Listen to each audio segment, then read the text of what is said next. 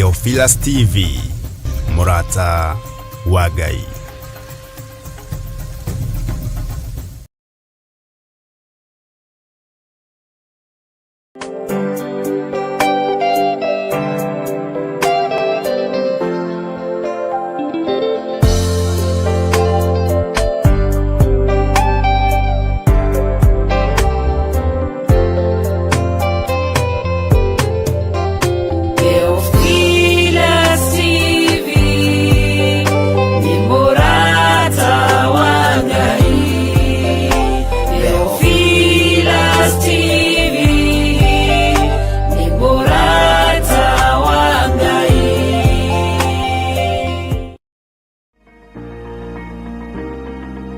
Kiambiriria imwe muhari wa 26 ekuga atiri ningi Ngai akiuga atiri nitumbei andu matarieta mihianire itu mahanane na ithui na nikio riu Theophilus TV turakurehera tabarira ya mumbire wa mwanya. Haha turikoragwo tukimurika tukirumbuya oro naho makiria tukiheana mwihoko kugerera miturire ya aria mari na wathe ngurani. Nyitanagira nanie Jeni Wasege o muthenya wa Jumamothi ona ciehanda thaa 1 hwaini o guku mitambo-ini ya Theophilus TV, Murata wa Ngai. Nitugie kariko nawe.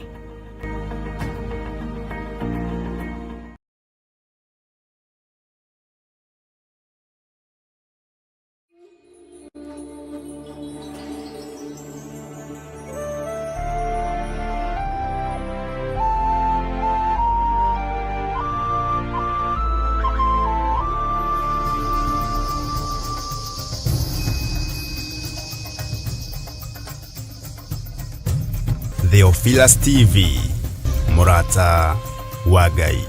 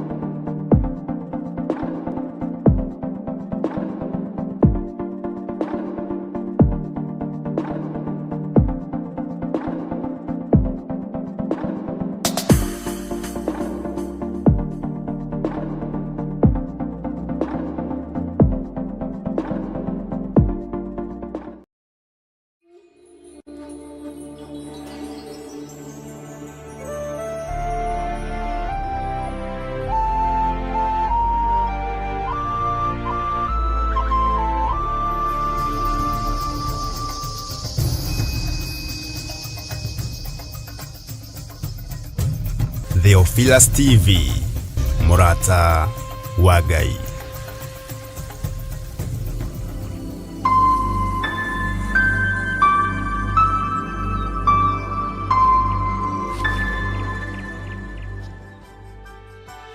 Mwiroreri wa Theophilus TV, Murata wa Ngai, nindakunyita ugeni o ringi kibindi-ini gitu kia mumbire wa mwanya.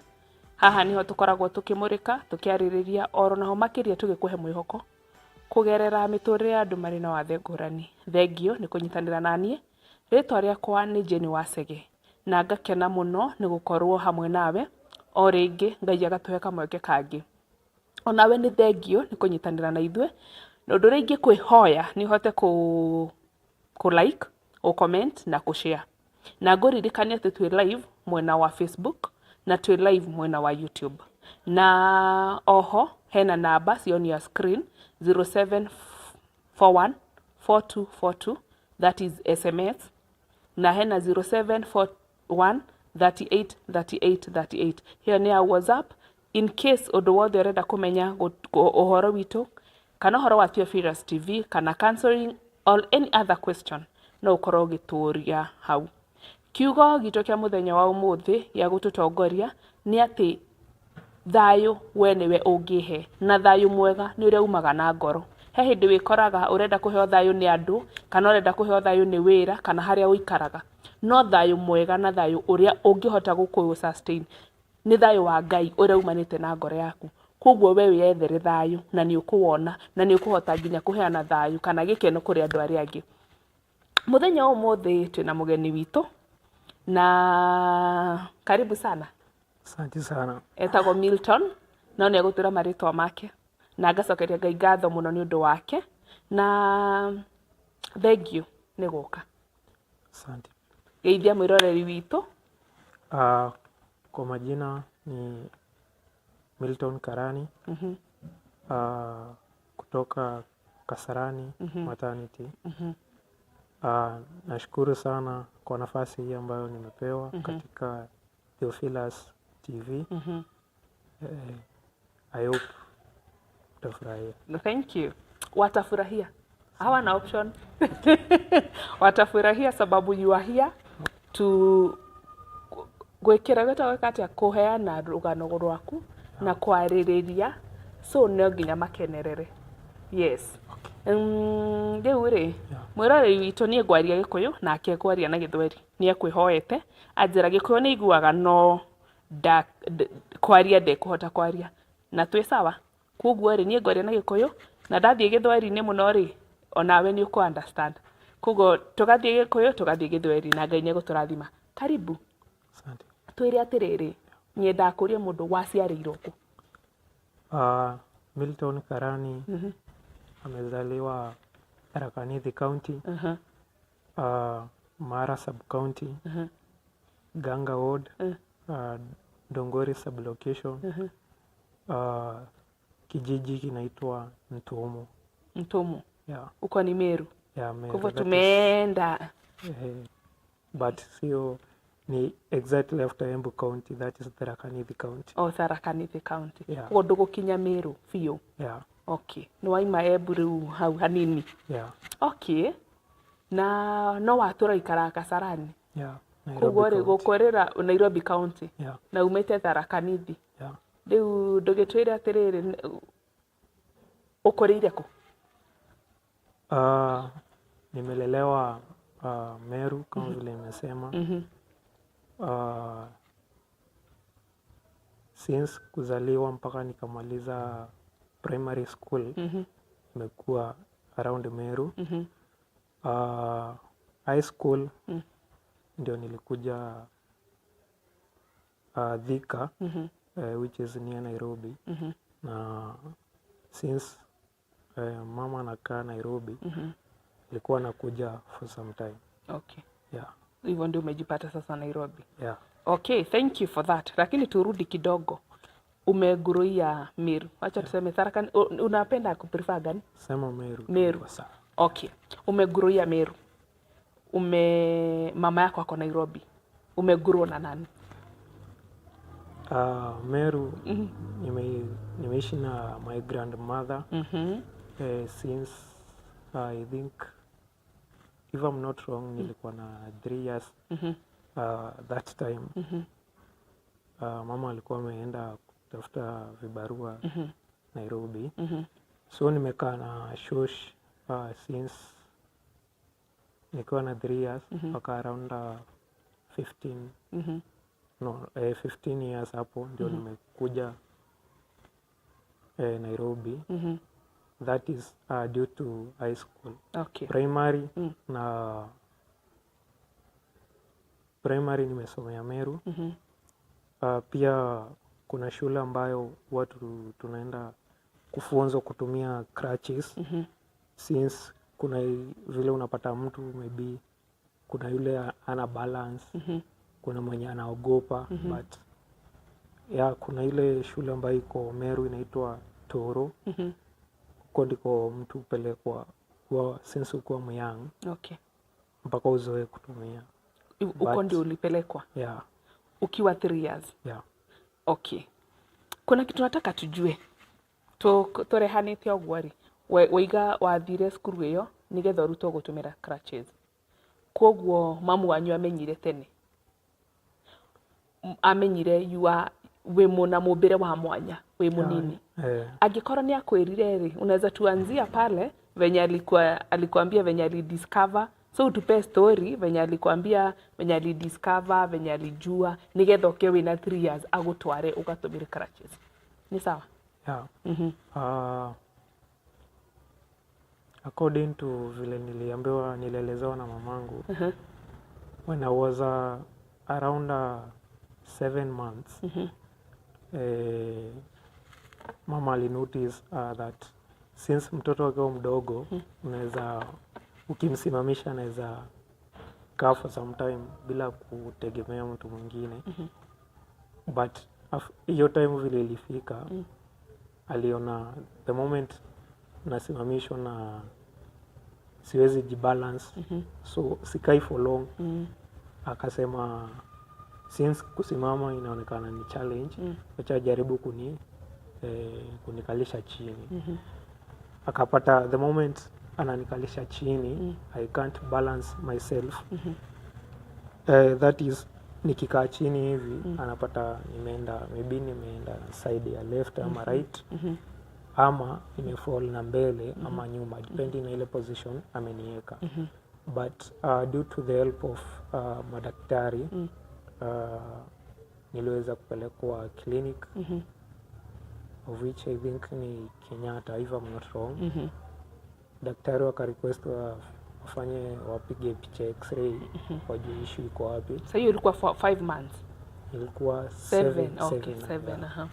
So hiyo time mama akanichukua, kuja Kenyatta, kapigwa picha, kapatikana kuna shimo kwa spinal cord, of which if it was possible, ingezibwa through operation. But that time nilikuwa mdogo sana for an operation to be done in my body. The other thing yenye walisema, they said that if they were to do an operation, inge affect my maybe my entire life. Okay. Yeah, so wakasema according to vile wanaona, maybe in future the more na grow, itaenda ikijifunga. Okay. Yeah.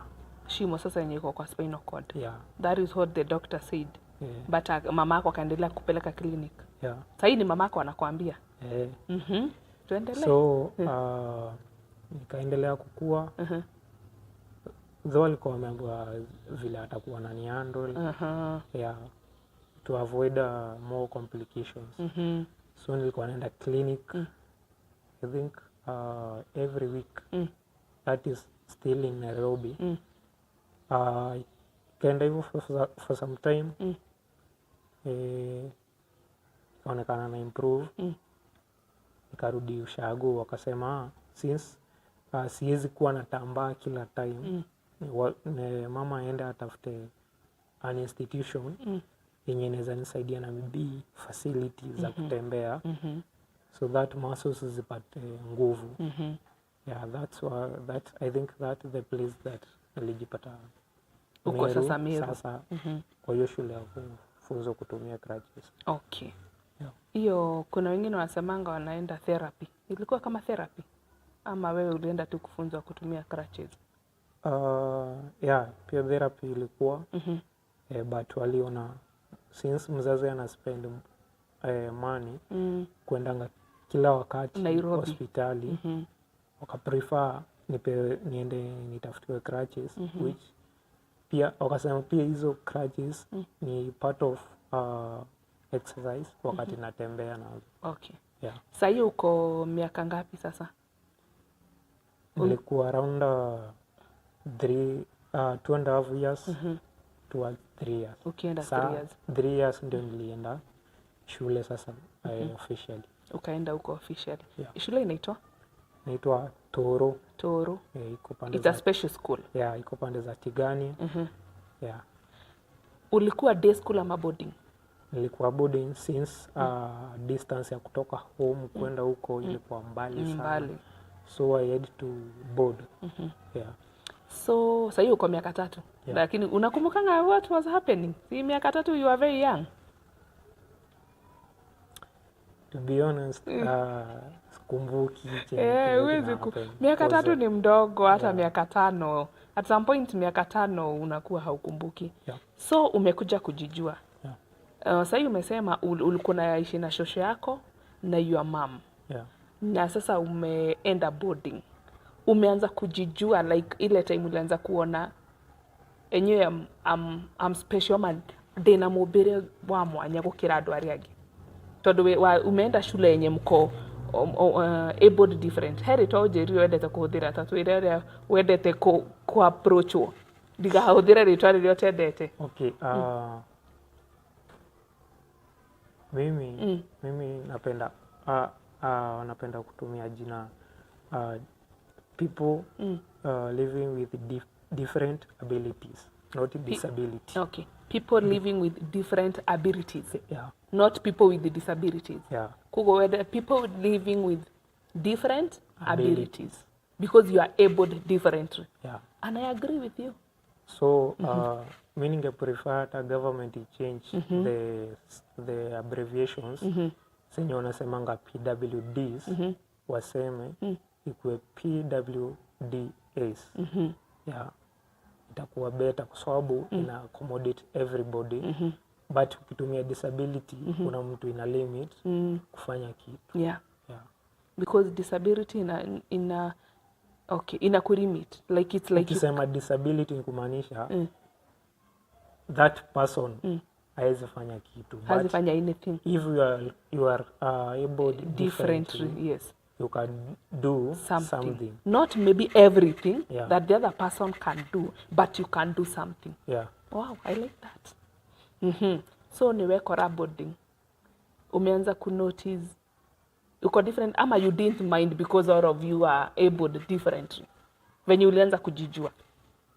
Okay, nikiwa kwa hiyo shule nilipatana na other friends wenye bado wanatumia mobilities tofauti.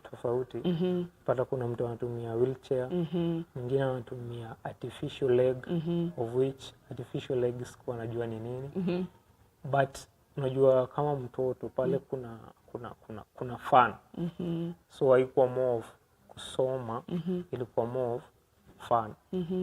But vile time ilikuwa inasonga, madaktari ile side nyingine sasa hii shule nilikuwa waliona mimi and other friends tuko more bright than people thought. Ile time ulikuwa unapelekwa kutumia crutches ndio at least upate tu nguvu ya kutembeanga.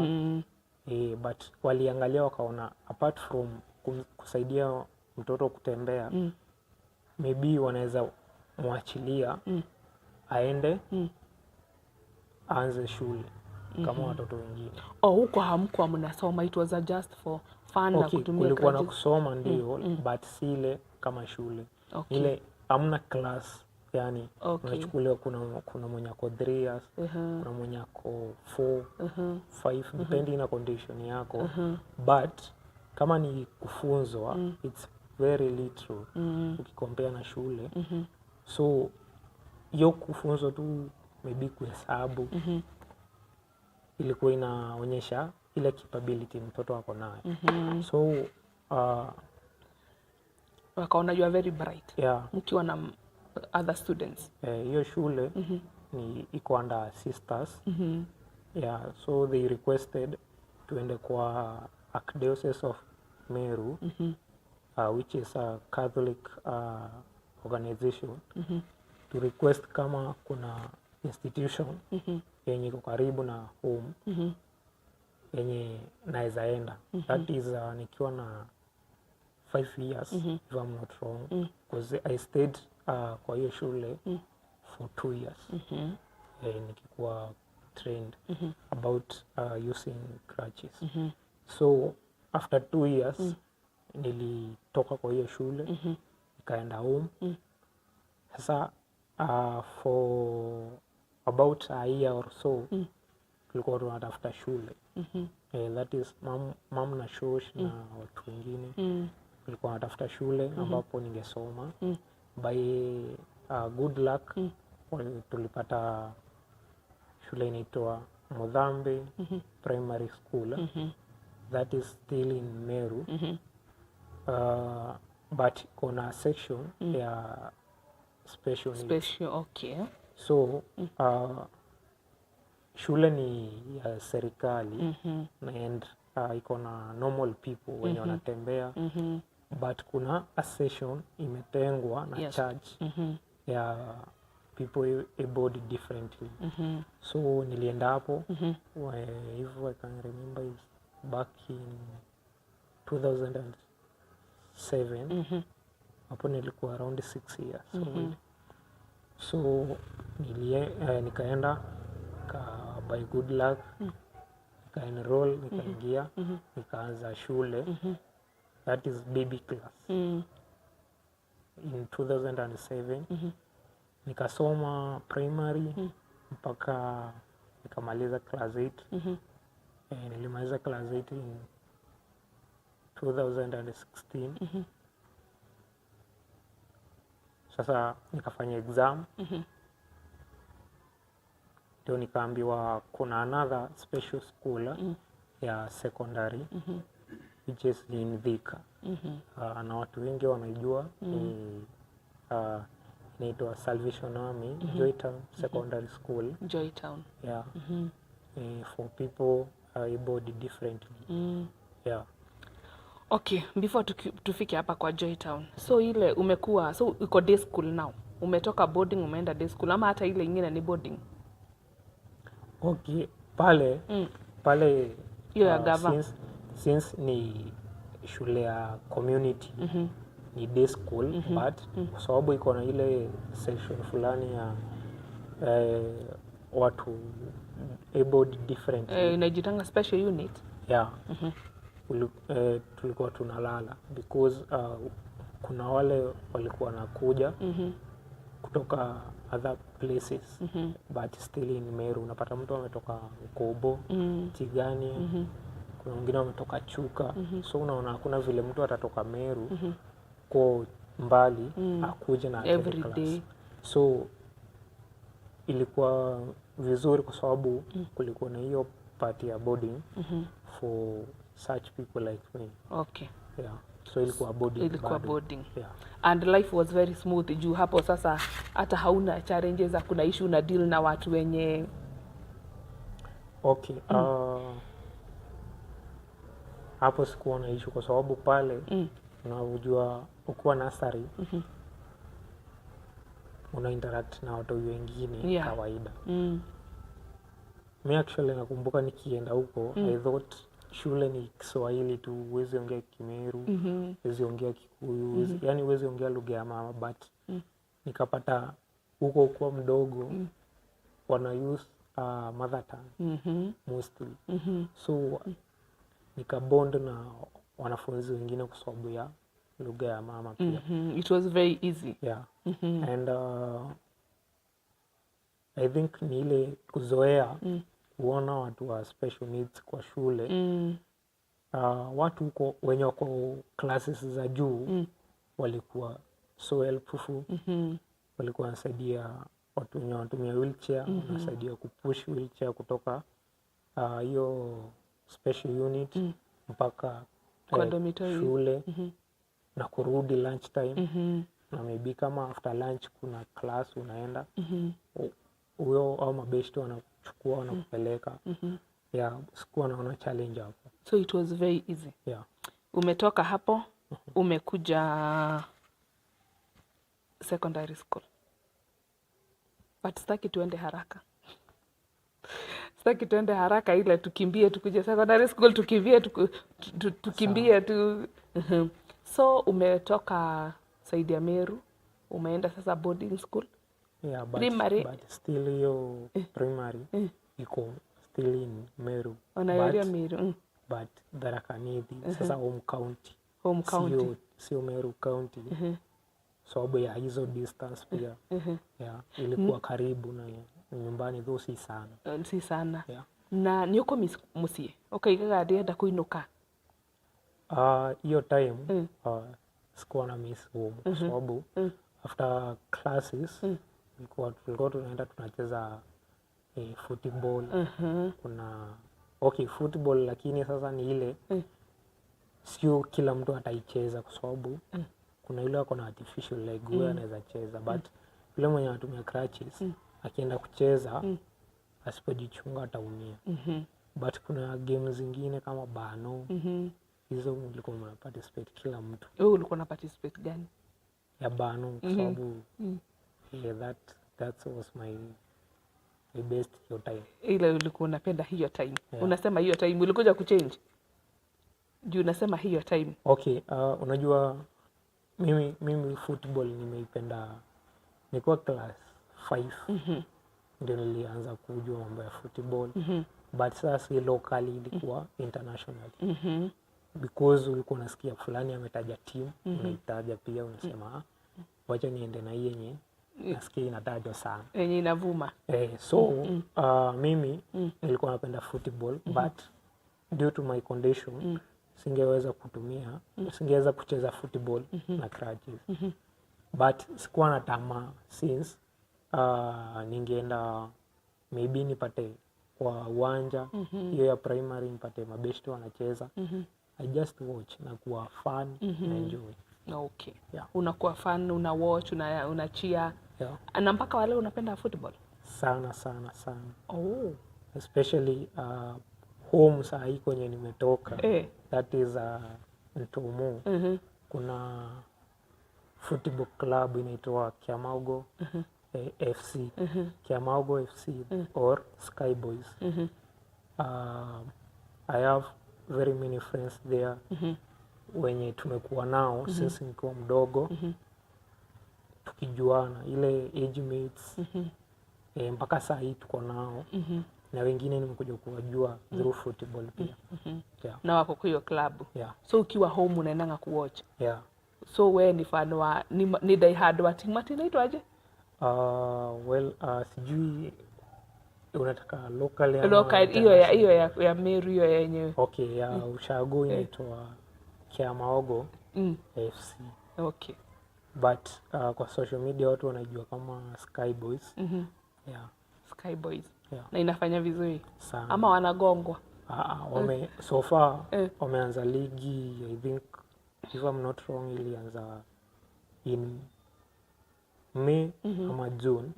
So far they are unbeaten. Wow. Yeah, wamecheza more than 7 games na they are unbeaten. They are unbeaten. Yeah. So wako poa. Yeah. Kuna swali nataka kukuuliza na najua utajibu ama ukose kujibu. International ni wa timu gani? Taja tu. International wacha tu niseme tu kweli ni Manchester United. Ni wa Man U. Yeah. Naona pia best yangu pale pamoja. So kuna mtu wa Man U huku. Unaona venye amefurahia karibu akuja hapa mbele afanye okay. Mimi ni wa Man U internationally. Though tuko na issue kidogo lakini tutasukuma tu. Ni issue unaweza address? Hiyo tunaachia the international address. Yeah. Okay. Yeah. So kweli wewe ni fan wa nini? Lakini mnapigwa sana recently anyway. Ndio nimesema mnagongwa sana. Hiyo issue tunaachia management. Ni sawa mimi mambo ya football iko sawa, mimi si unataka kuniuliza mimi ni wa timu gani? Mimi nafuatanga ile timu naona kwangu ikifuatwa ati sisi ni wa Arsenal. So haina shida, inaeleweka. So but apart from that siwezi kuambia zaidi hapo. Nimefurahia kusikia wewe ni fan wa Man U. Mpaka nimesahau pale tulikuwa tumefika. So umeanza kupenda football but unacheza bake, ni game gani nyingine ulikuwa unacheza? Nimesema Bano, si bake ni Bano. Okay, hii ya team, hii ya hivi. Wanacheza hiyo. Nilikuwa nacheza nakumbuka kweli. Haina shida usipokumbuka, but at least you are active.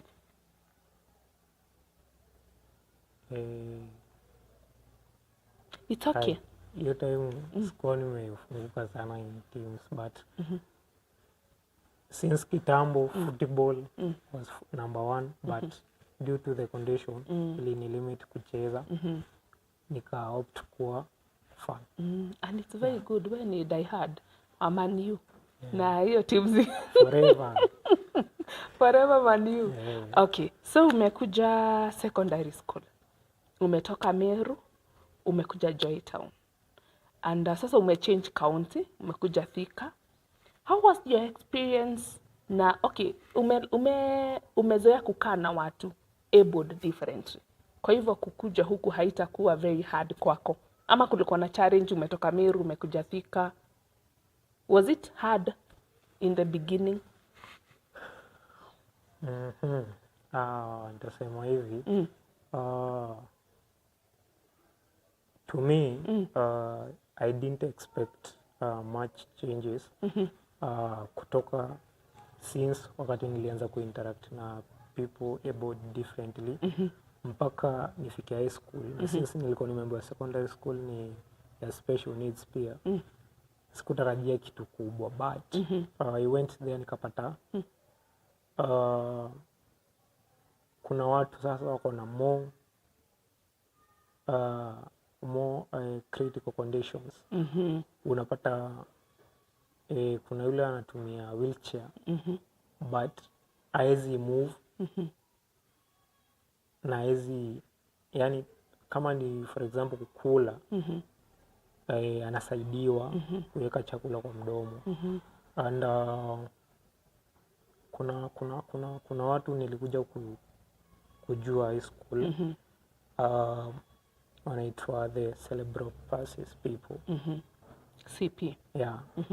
Hao watu to be honest, they are talented in terms of kuna game nilikuja kusoma high school inaitwa chess na scramble, of which nilijua through my friends. Unaona mtu anacheza kwa sababu pale nikitoka primary nilikuwa najua tu kuna games moja sana which is football, but pale nilienda nikapata kuna more exposure to more games. That is, kuna football, kuna volleyball, and hiyo volleyball si ile normal, ni sitting volleyball. Yeah. Unacheza kama umekaa chini. Then nikapata kuna competitions za table tennis. Ya hivi. But pia ni ya wheelchair. Okay, ya wheelchair. Yeah, na pia kuna hiyo ya watu normal pia. Kuna pia hizo indoor games, scramble, chess, scramble, chess, na pia kuna ile inaitwa darts. Ile yeah, nilikuja kuzijua hapo, najua kuna hiyo measurements kadhaa. So kuna hiyo, kuna wheelchair racing, of which ikitoka hapo unajua inaenda to nationals na kwa Paralympics games, of which zinakuwa compiled but zinakuwa participated by different by people abled differently, but in different levels. Yeah. So kila mtu akona level yake. Yeah. Wewe hii chess na hii dart na hizo ni gani ulikuwa unacheza? Hata kama si kucheza sana, ni gani ungesema pale kuna dart, pale kuna chess, hapa kuna scramble, na wewe ni gani ungefuata ama ungeenda kuwatch? Hapo sasa hata si kufuata. Hukufuata? Nilifika nikapata kuna hizo games. Since nilikuwa napenda challenge ya kuandika words sana, nilijipata nimeingia scramble. Yeah, which is hiyo ni ile ya kuandika. Unaandika majina, words, unapewa points. So hiyo niliongeza kwa akili yangu. Yeah, apart from football kuna scramble.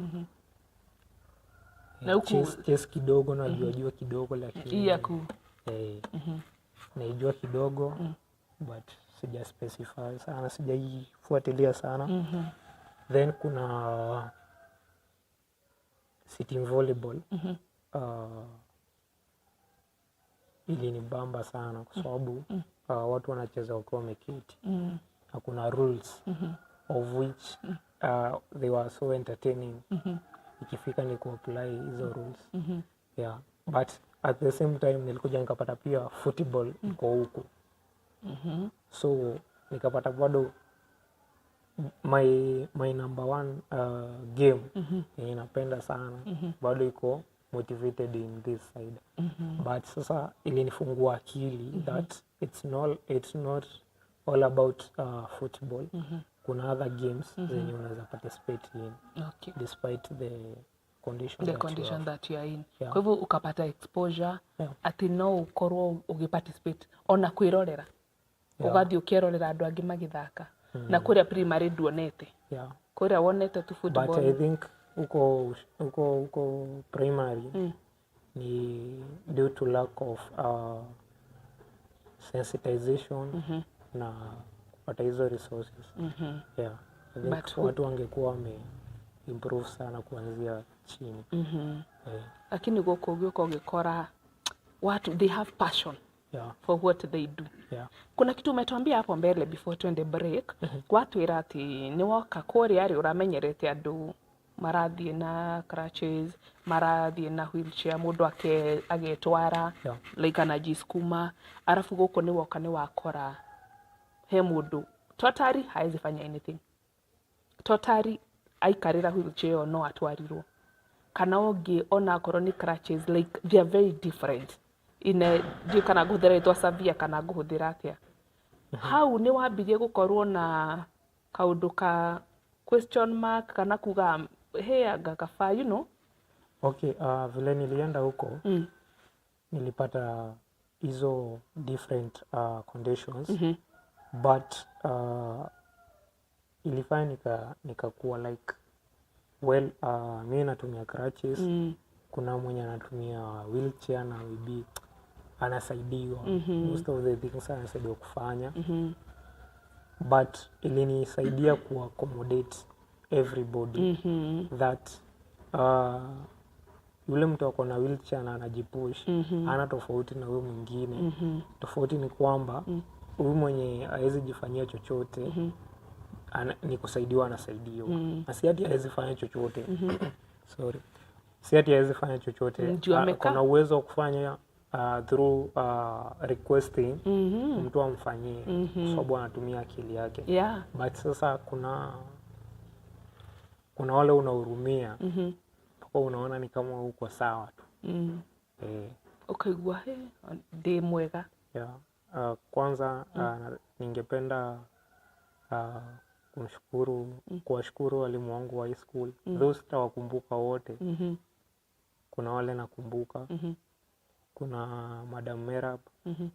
Hood Milton. Kabra shukuru walimu wake wa secondary school. Arimu wa Joy Town ni murenda gucokerio gatho, but before mucokerio gatho tutaenda break. Ikereka ria mbere ni ria kinya muico. Gatho cianyu tugucicokia ikereka ria keri tondu mathaa makwa mwerekeri wakwa niguo aranjira. Na gacokia gatho ni guikarania hamwe na ithuĩ ikereka ria mbere. Unyitanire na ithuĩ. Woigua atiriri Jane ya Milton ya Joy Town ri na ni wamba waigua hanini ri igukorwo atia na egukinya ni ekurikia cukuru ni ekuhituka kana ni ekugwa. Ni tugakuga maundu macio mothe. Ndugathenge mitambo-ini na mbica cia hau thi ni ngwirire urie any question, you can comment, you can na ushare na ulike. Thengio muno, tukorana ikireka ria keri.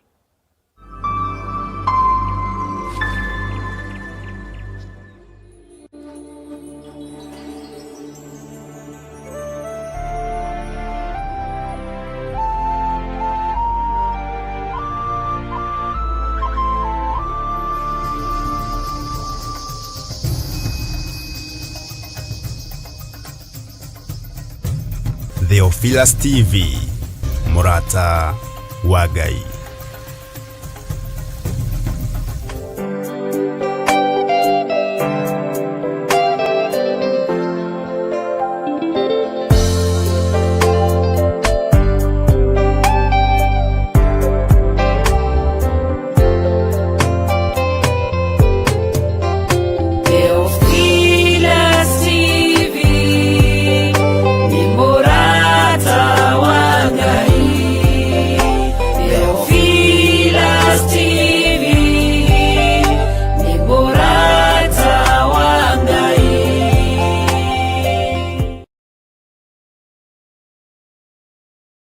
Isaia 40 muraini wa kanana ekuga atiriri eni nyeki yumaga na mahua magaitĩka no rĩrĩ mũgambo wa Ngai witũ ũtũraga mĩndĩ na mĩndĩ. Rĩu tabarĩra ya Jambo Radio haha o rĩngĩ. Twĩ mĩtambo-inĩ ya Jambo Radio Network na twĩ thĩinĩ wa ũrutani-inĩ wa Ngai. Ihinda rĩrĩ tũhetwo nĩ Mwathani, ihinda rĩrĩ tũhetwo nĩ Ngai, na Ngai witũ arĩ hamwe na ithuĩ maũndũ-inĩ mothe.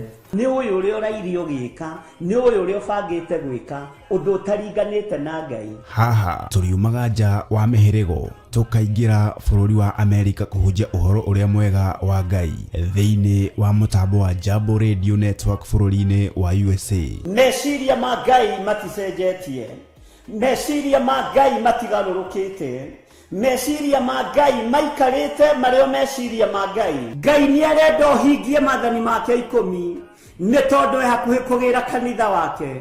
Ngai nĩ arenda ũigue mũgambo wake no wathĩkĩre nĩ tondũ hakuhĩ kũgĩra kanitha wake.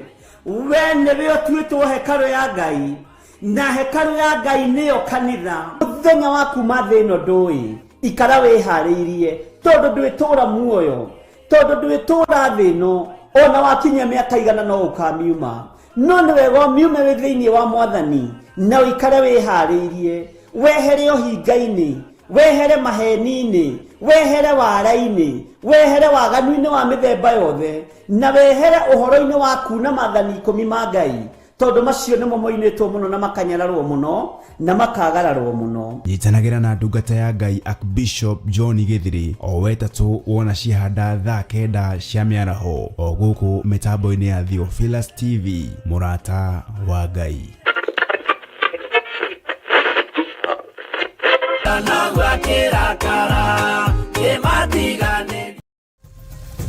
Theophilus TV, mũrata wa Ngai.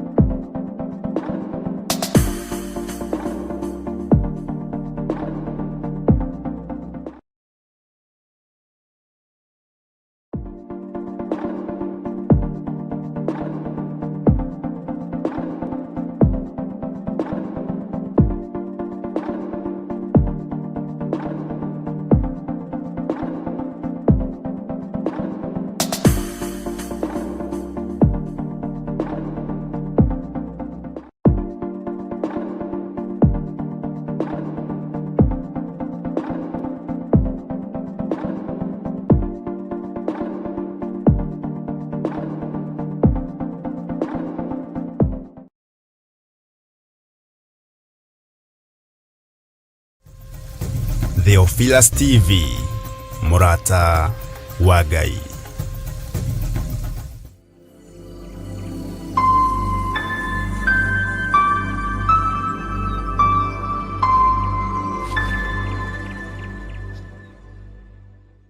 Mwiroreri wa Theophilus TV, mũrata wa Ngai, karibu sana ikereka rĩa kerĩ, na we wa tujoini thaici, you're welcome.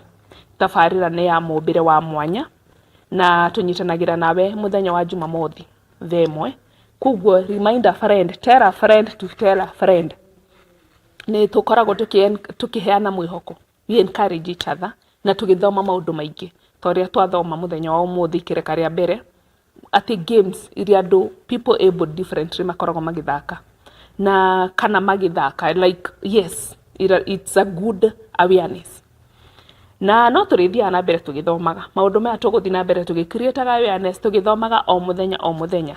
Haya, nĩ twatiga Milton athiĩ secondary school, nĩ ekwenda kũgeithia arimũ, ndamwĩra beterere kamũira ageithĩtie arimũ rĩ twamba twathiĩ gũkunda tũmaĩ na nĩ twagĩcoka. Milton, karibu sana.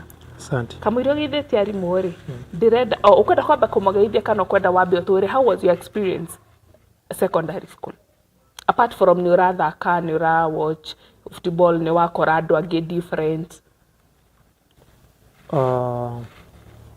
High school ilikuwa poa, but unajua obvious kijana kuna vitu utapitia tu kama punishments.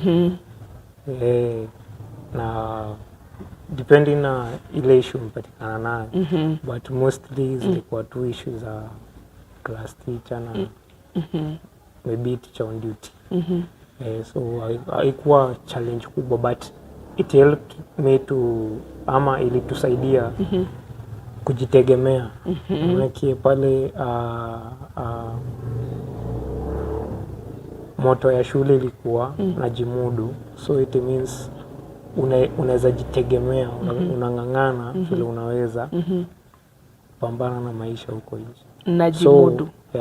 So in case ungepewa punishment, ulikuwa unaifanya tu si ati ufurahishe mwalimu, lakini sometimes ulikuwa unajienjoy because uko nje watu wanakufungia, unasikia mse yako na disability haiwezi fanya hivi.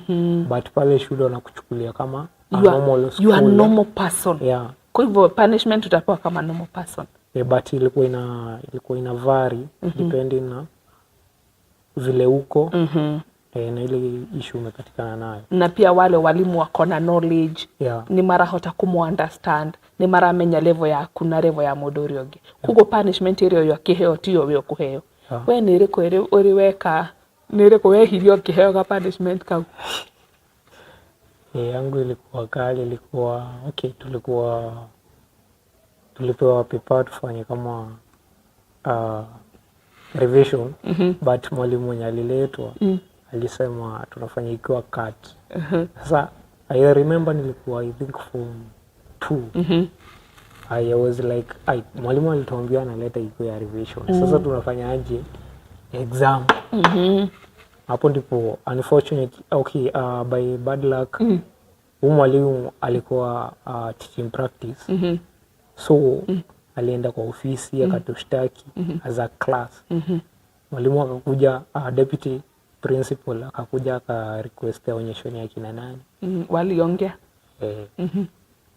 Bahati mbaya nilikuwa hapo. Wewe ulitajwa na ulikuwa umeongea? Nilikaa tu nikasema sifanyi. Ile tu kujiambia. But sijui kuliendaje nikatajwa. But hiyo punishment yenye ilifuata ni kuosha nyumba ya nguruwe. Tatu nicheke okay. Sababu ukiwa hapo ndani unge-enjoy by the way because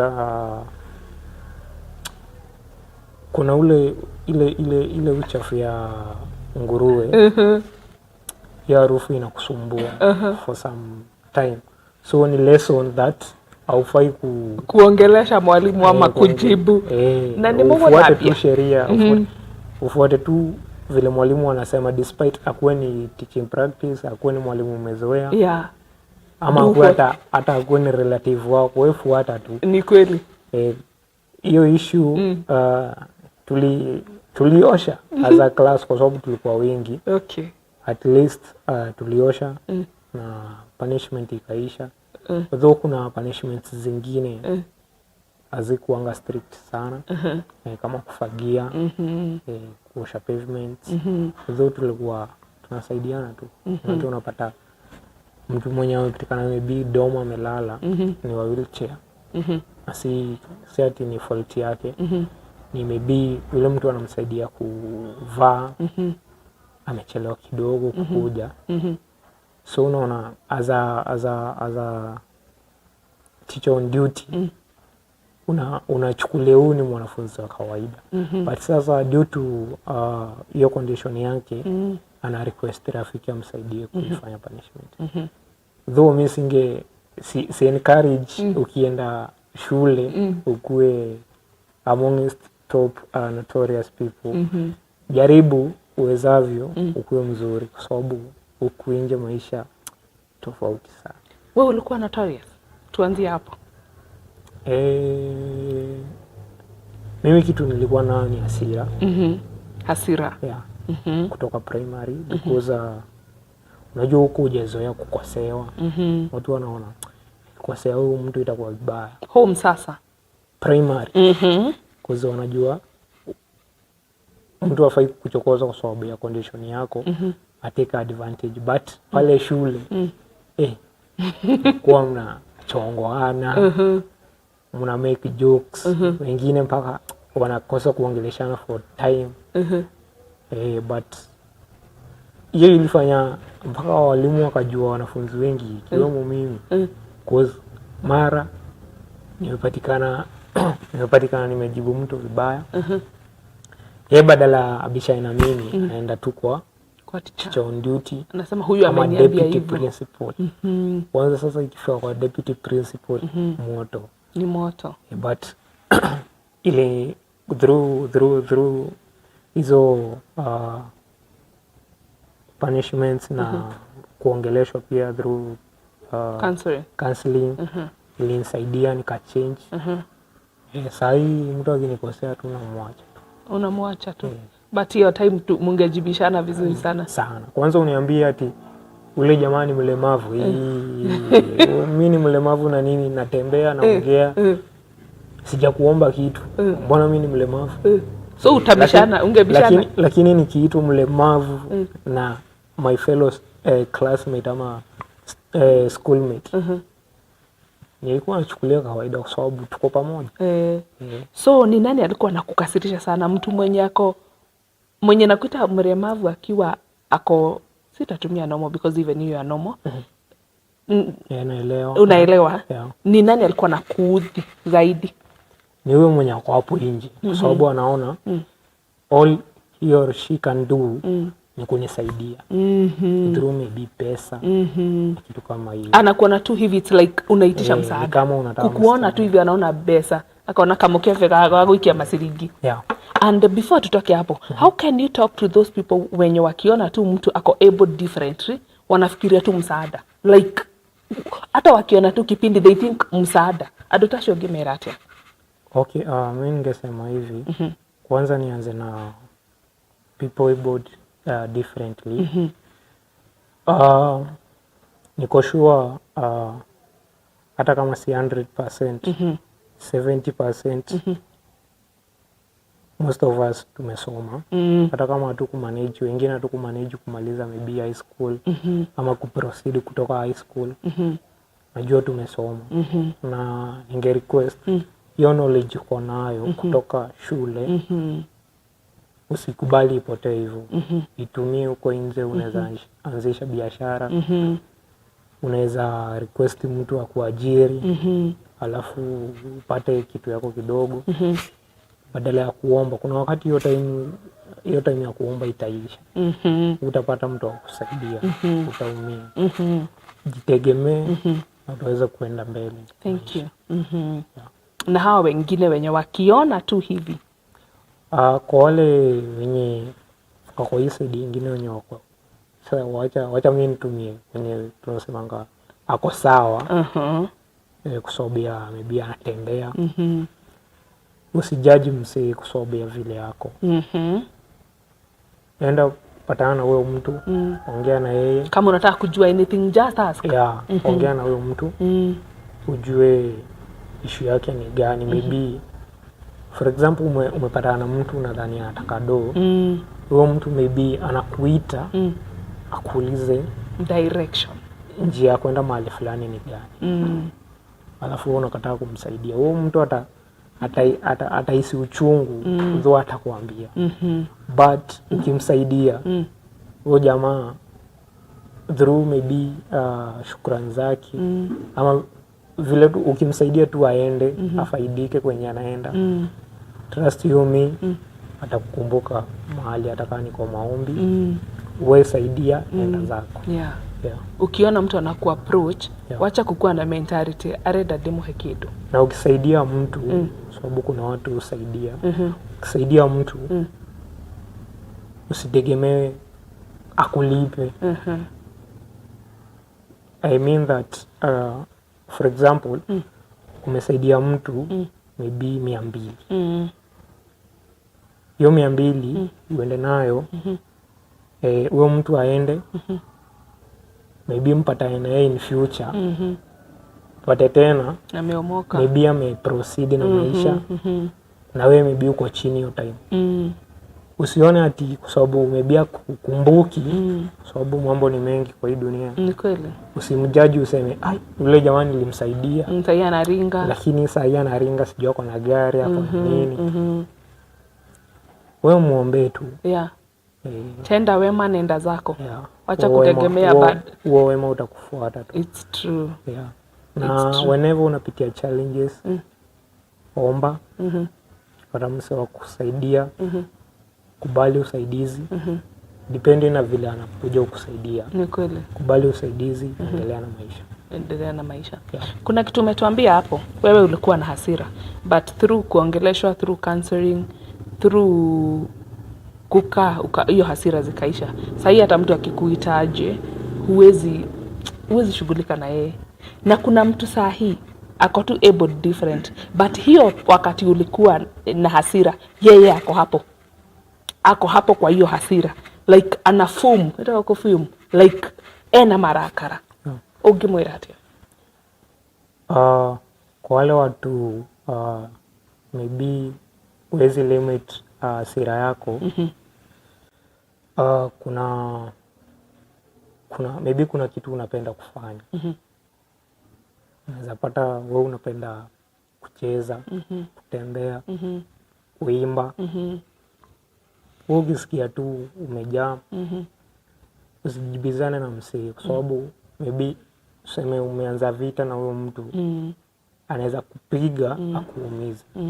Na baadaye ndiye ata regret, na wewe mwenyewe utaona ulikosea. Yeah. Wewe mtu akikosea, enda tafuta hata kama ni besti, mwambie fulani alinikosea hivi na hivi na hivi. Nifanyaje? Ajue kama ataitoa jamaa waongee, ukiwa pia wewe hapo, msikizane, muendelee na maisha. Na hiyo hasira itakuwa imeshuka. Yeah. Consult. Then kitu kingine, if it's possible, tafuta rafiki ambaye amespecify na mambo ya psychology. Atakusaidia kwa njia tofauti. Walk the journey. Yeah, si lazima ikuwe mnapatana naye physically kila wakati, but kuna social media. Kuna pia maybe kuna watu wanaandikanga vitabu. By the way, big up sana kwa my friend Steve Kariuki. He is an author na anafanya vizuri. Kama uko na beshte maybe anaandikanga vitabu, ama ana motivate watu na njia yote. Ukiweza tafuta hiyo kitabu, ukiweza mtafute yeye mwenyewe, muongee, na mambo itakuwa sawa. Utasaidika. Yeah. Ask for help. Yeah. In short, usikubali hiyo hasira ikucontrol. Yeah. Tafuta njia tu ujisaidie kwa sababu kitu cha kwanza, saizi tunakuwa motivated to deal na mental health. Na through talking ni njia moja ku heal mental issues, stress, ukishare na mtu. Yeah. Lakini ukikaa nayo kwa roho yako, itakuumiza na maybe maisha yako hayataenda vizuri. Okay. Yeah. You will lose so much in your life. Niwe utalose. Yeah. Si wale watu wengine.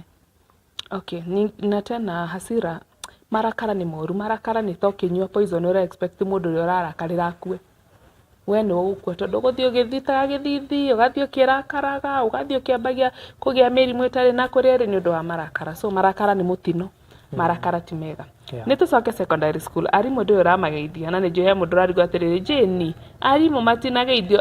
Nĩtwaririkana matinageithio. Secondary school nĩ wathoma, nĩ wanjĩra nĩ ũkwendete ku big up some teachers. Ma big up nĩgetha twenderee ũgĩtwĩra ũhoro wa rĩrĩ wa life ya secondary school.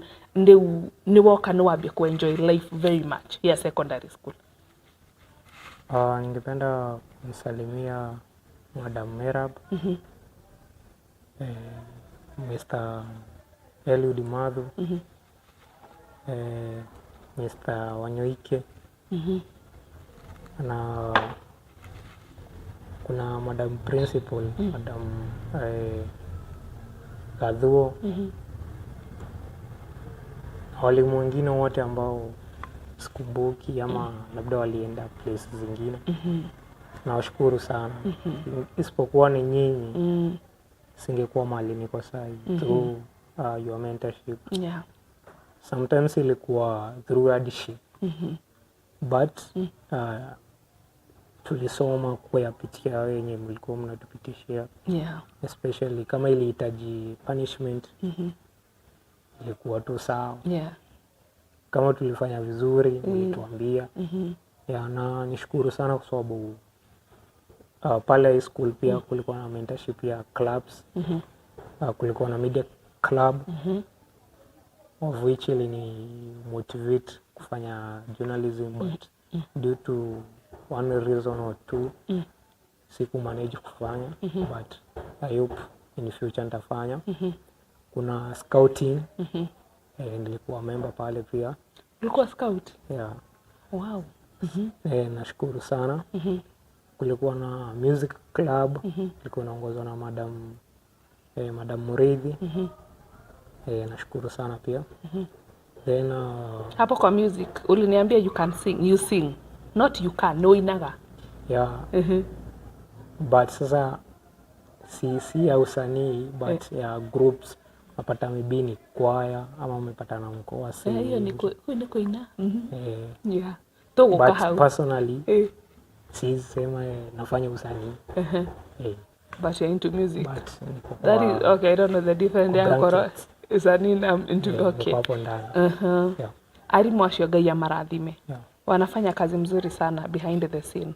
Na dealing with people abled differently, it's not easy, but they do it so well.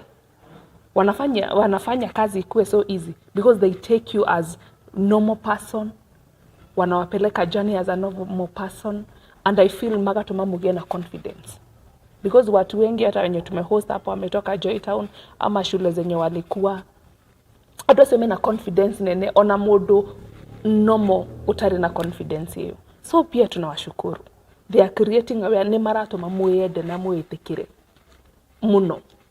Na nikio gakora wi haha ukiheana rugano rwaku ni tora ni witikirite no keenda, and you are proud of who you are. Okay, that's good. Ona ninde ngomageithia na ndimire Ngai amarathime. So ni warikia skuru, ni weka KCSE. Niko kana niko hituka. Mimi hapo nasemanga kwa maisha hakuna kuanguka. Thank you. Kwa maisha haijalishi umepata grade gani kwa masomo. Maybe umepata A+, unapata umse anafanya amepata A+, ameenda amefanya masters, ama degree, ama PhD. Ako sawa kwa sababu yeye alipita vizuri. Kuna ule mtu ambaye hakuweza kupita, but kwa akili yake through something else anapambana na maisha. Hao watu wote wamepita, na pia kwa maisha tunahitaji kila mtu. It's true. Yeah. For me, sikupita sana. And after high school niliweza kuenda technical school, which is a railway training institute, South B, hapa Nairobi. Na nilikuwa nafanya ICT. Yeah. That is Information Communication Technology. A course of 2 years. But due to issue ya pesa, nilifanya mwaka moja. Sikuweza kumaliza mwaka ya pili. Alafu after kukosa pesa, sikukaa nyumbani tu. Currently nafanya driving course pale Rocky. So this means haijalishi venye umepita pale in high school, you can do something through your brain. There is a lot you can do. Hii njia ikifungika ingine itafunguka. Yeah. Currently nafanya driving, but sikumaanisha course yangu ya ICT imeisha. all I need ni patience na support. Na najua nitamaliza. Utarudi usome. Then singetaka kufail mwalimu wangu wa media, Mr. Peter Mathu. Through exposure yake kwangu na other friends,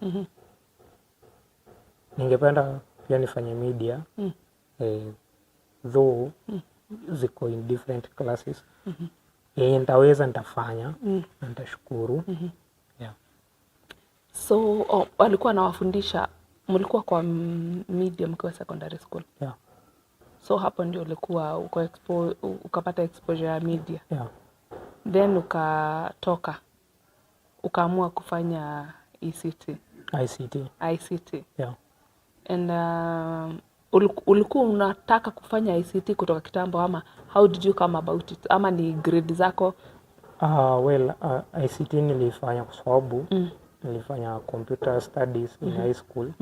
So nilikuwa nataka ni expand more. Okay. Yeah. So ulikuwa unataka ku-expand more. Alafu ndio ujue kama utafanya journalism. Yeah. Kuna mtu anajiuliza venye unafanya driving. Na umetuambia recently unafanya driving. Yeah. Na kuna mtu anajiuliza, but sitaki kukuja hapa kwa driving sahi. Juu bado kuna story hatujamaliza. So kwa story ya driving tutakuja. Nitogoka utwire driving iri wikaga atia kiki process yaku ya guthie driving. Kugo hawara wa driving nitokwaria undirikanie. Ndienda tucoke haria thutha. Ni warikia skuru urathomagira kwanyu ni Meru? Yeah. Mamu wanyu Nairobi. Ni wacoka ni woka Thika? Haya, wokira Thika ri ni ugucoka Meru kana niguo guka Nairobi? Ndirenda riu in terms of hatari sukuru ri, in terms ya society guku njari, how are they handling you? Wajira wikaraga na susu wanyu mamu wanyu Nairobi kuria Meru ri, na onogoro Meru tigire ni kuri Meru icagini na ni kuri Meru taunini, andu othe kana society ri irakuoya atia, kana how are you relating with the people, kana life yaku irakorwo hiana atia society ni? Twambie na Meru, most of the time we boarding niguo. Yeah. Ni wainuka skuru cia hingo ni uritinda nyumba wihingirite, kana ni wirago tia guthie muno, kana ni uguthie? Okay. Nikiwa Meru wakati wa holidays nilikuwa nakubaliwa kuinteract na marafiki. Sikuwa nafungiwa. And ilinisaidia sana kwa sababu through my courage na ability ya kutembea na kuongea na watu, watu wengi walitaka kujua, wale wenye walikuwa na watoto walikuwa na condition kama yangu ama tofauti na yangu, lakini under people able differently, walitaka kujua wangefanya nini ndiposa mtoto aweze ku improve in terms of health na pia kusoma. Naweza sema nashukuru. Najua watu kadhaa ambao wamefaidika kupitia mimi since wakiwa wadogo, na pia saa hii wako tu sawa, pia ni watu wazima. Hata kama wengine si watu wazima, bado wako no marakura masomo ya na mentorship kama hizo, kwa sababu mimi mwenyewe si sema sinanga challenges, but through kuinteract na watu na kuexplain the challenge that I'm going through, nashukuru huwa inanisaidia kuendelea na maisha, kukua strong. Yeah. Kugo wikuria mucii mundu agakuria uthomagira ku, taringi na mwana kana mundu wao maigite matoi kuria guthomagirwo, but through we ako approach ni ukuhota kumwerethera kwenda primary kuna kana thiaga kuna, ugakorwo nducio ni urateithia mundu ucio, mundu tarari na knowledge ya kuria ngitwara mwana wake. Kugo niguo renda gutwira unapata unasaidia watu wengi, na hiyo society igikorwo ni kuete wega muno. Shosho yako na wale marafiki na hao watu magikorwo ni marakuoya vizuri, Haya, nĩ ũmenyerete maica macio, nĩ wahinga nĩ woka Nairobi? Nairobi nilikuja in 2021 wakati kulikuwa na lockdown wakati wa COVID. Hiyo ndio ilifanya nikachange maisha yangu kutoka Ushago kakuja tu Nairobi. Though pia saa hii naenda sometimes, nikipata time naenda nakaa huko kidogo, narudi Nairobi. Unarudi Nairobi? Yeah, but pia Nairobi watu ni tofauti. Depending na venye mtu amelelewa. Kuna mtu atakuona kuhurumia pia huku. But kumbuka pale high school niliweza kufunzwa kudeal na watu tofauti kulingana na vile wako. Unaweza patana na mtu amelewa, maybe akupea moral na ushukuru. Alafu upatane na mwingine the same issue ya ulevi, ya kutusi. Upatane na mwingine ako sawa, hajalewa, ako sober, anakupea moral. Na nashukuru sijui niseme social media ama government kwa sababu wamesaidia create awareness to the society that people able differently wanaweza fanya anything, haijalishi condition yao. Unapata mtu ako na duka ya electronics, alafu wewe unaifungua na mna relate vizuri na huyo best yako. Unapata umefungua kibanda, kuna customer, mwenzako mwenye ulipata pia anapata customer. Na through wewe pia yeye ana grow. Kwa sababu ukikosa kitu, huyu customer wako ataenda kwa huyu mtu mwingine. So naweza sema society saizi mnatukubali. Na mtu asikae nyumbani akisema due to my condition siwezi fanya hivi na vile. Through skills, sahii nimesema niko nafanya ICT na nafanya driving. That means sahii nikipata gari na nikiwa na ile driving license naweza fanya kazi. Utafanya hata Uber. Yeah. You can go to work. But kwa ule mse anajilimit, nasema ati sijui watu watanichukulia aje kwa sababu ya condition yangu. Wewe ndiye anajifungia baraka zake mwenyewe. Yeye ndiye anajilimit. Ni mind yake inamlimit, not the society, not the environment. Ukitoka huku nje ujiexplain, society itakusikiliza na itakusaidia. It's true. But ukikaa hapo place yenye huko maybe kwa Ushago ama huko town Nairobi, Mombasa, ukose kucommunicate na watu, ukiwaogopa wewe ndio utaumia. Lakini ukishare problems zako na watu utasaidika. Yeah. Na ujitume. Yeah, na kujituma pia. Yeah. Ujitume. Hii isipowaka ingine itawaka. Yeah. Because at some point mtu akijaribu moja ikatae kuwaka, unaona mtu ana give up. Whether able differently ama mtu ako tu vizuri, kuna ku give up. Yeah. So Milton anatuambia leo acha ku give up, jitume. Na hivyo tu pia mimi ndio ndakwambia witume undu uyu waga ku succeed he ungi naguo ngi succeed na maundu mathie wega. Okay, so society umesema imekukubali na umetoka Meru umekuja Nairobi, watu tu challenges tuko toa warevi kidogo kidogo, lakini umesema I think ina depend pia na mtu individually. Yeah, okay, si walevi peke yake. Kinado mata nyeta kedo. Pia watu wenye wako sawa, unapatanga maybe mtu wako na stress zake, unapata naye kwa barabara. For example, kuna ile barabara unapatanga hakuna space yao, watu na magari kupita. So mna squeeze mahali pamoja. Kuna ile unapitana na mtu umguze kidogo, anaanza kuongelesha vibaya, wewe uko na ubaya. Ukiangalia vizuri maybe ende amekukosea, unamwambia tu kwa sorry na move. Yeah, na akona stress zake, so anaona ni ramuhitiria muno. labda kwenye ametoka hajakuwa comfortable. Na ni haria tugire bako na mental issues. Yeah. Koguo riu rimwe nawe ni wega ukaroraga handu ha gutinda ukibicana ukiherera mundu. Yeah. Na kama unajua huyo mtu na unajua mtu anaweza msaidia. Wa link pamoja kusaidika. Maisha iendelee. Before tuende break ikerekaria keriri, he undu gutwirite horo wa kuina watwira ni ukoragwo ina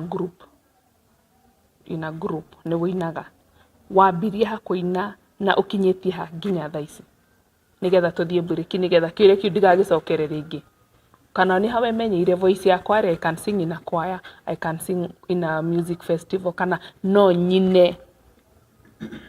When did it start? Okay, back in high school tulikuwa na choir. That's kulikuwa na festivals between our different schools. One of the schools ikiwa under the same Salvation Army. Kwa sababu Joytown iko under Salvation Army. Kuna shule nyingine inaitwa Thika School for the Blind. Yeah, that was our great competitor. Na those people can sing. Sidhani kama mpaka wa leo kuna shule inaweza washinda. Those people can sing. And I wish siku moja nita host mtu mmoja tu from Thika School of Blind. Those people sing. Yeah, and so hapo ndipo nilijua kumbe niko na talent ya kuimba. Niliweza kuenda festivals kadhaa kama 3 before nitoke shule.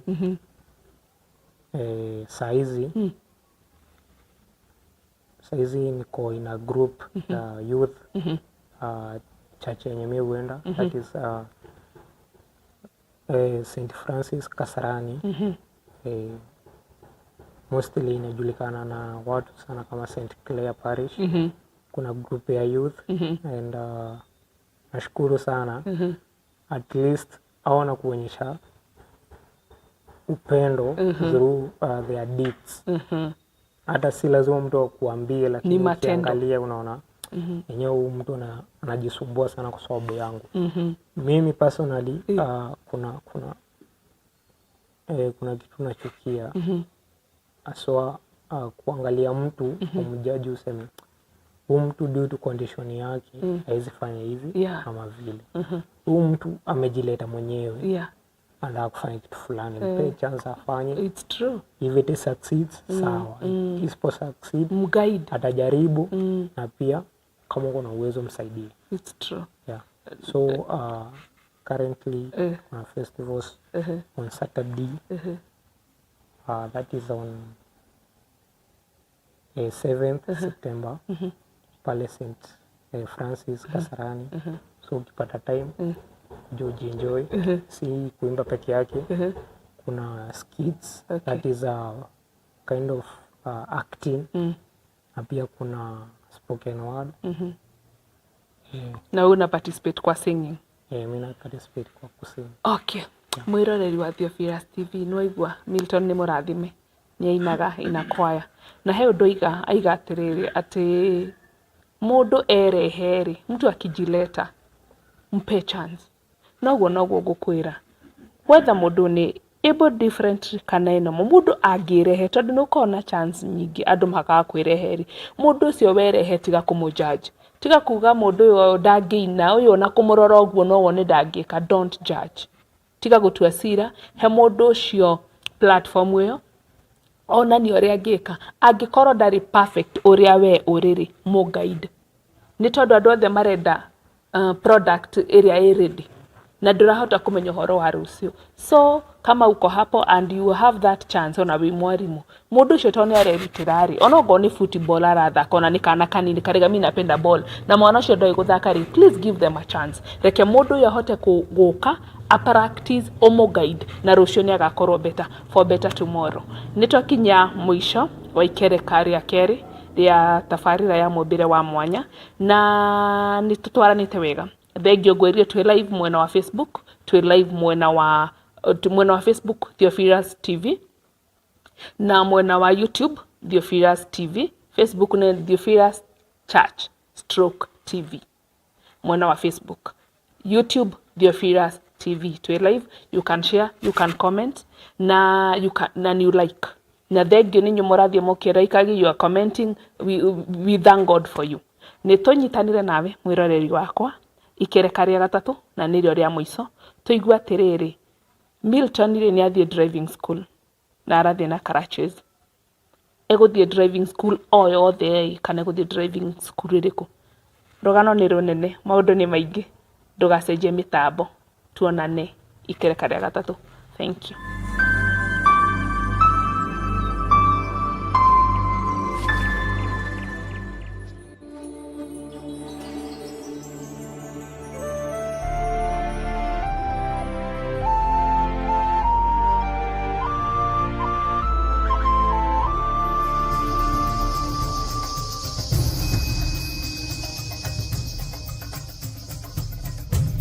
Theophilus TV, Murata wa Ngai.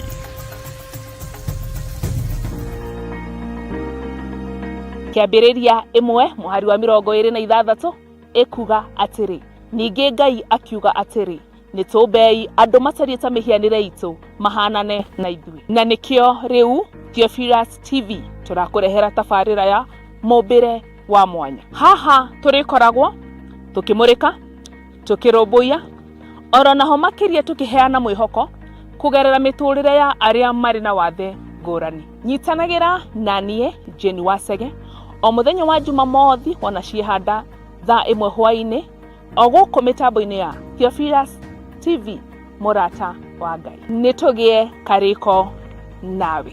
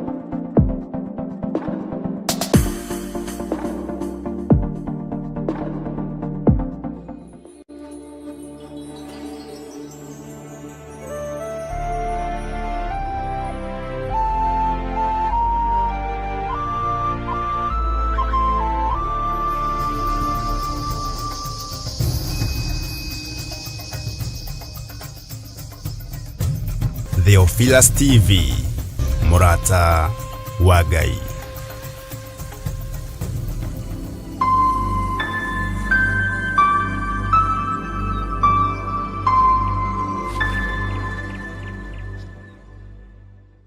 Mwiroreri wa Theophilus TV, Murata wa Ngai, thengio ni kunyitanira na ithui na karibu sana ikereka ria gatatu na nirio ria muico thiini wa tafarira itu ya mumbire wa mwanya.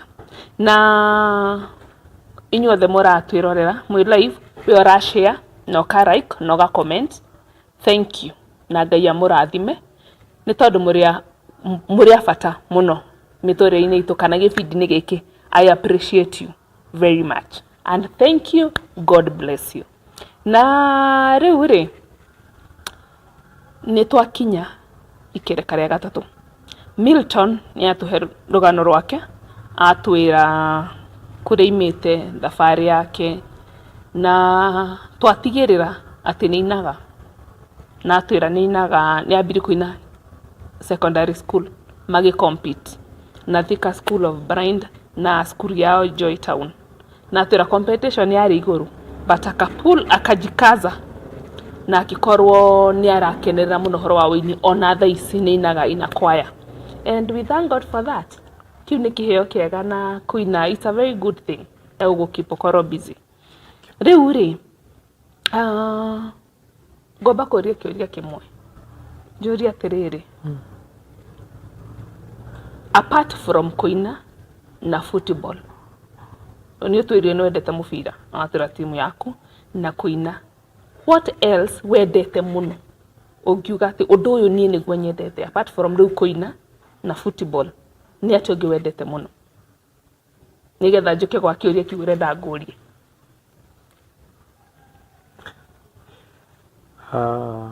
Well, mimi napenda vitu mingi. Lakini sasa kwa kupenda sana. Okay, si sana, kwenda. Ketuherie sana. Okay. I love listening to music. Especially gospel songs. Ni pia unajua vijana ni moshi. Unaanguka nayo pia. Tunaongeza za kuanguka nayo. Na style deadly. Haya. Pia napenda kusoma novels. Maybe kwa kitabu, kwa simu. Yeah. You love reading? Reading. So hizo ni interacting pia. Kwanza most importantly kuinteract kwa sababu kusema ukweli tunapitia changamoto na mtu hakuangi open kwa kila mtu. It's true. Na nikisema kila mtu ni kumaanisha pia mzazi. Kuna mambo unaweza ogopa kumwambia, lakini kuna yule rafiki yako ambaye unakuanga open na yeye sana. So napenda kuinteract na watu. Yeah.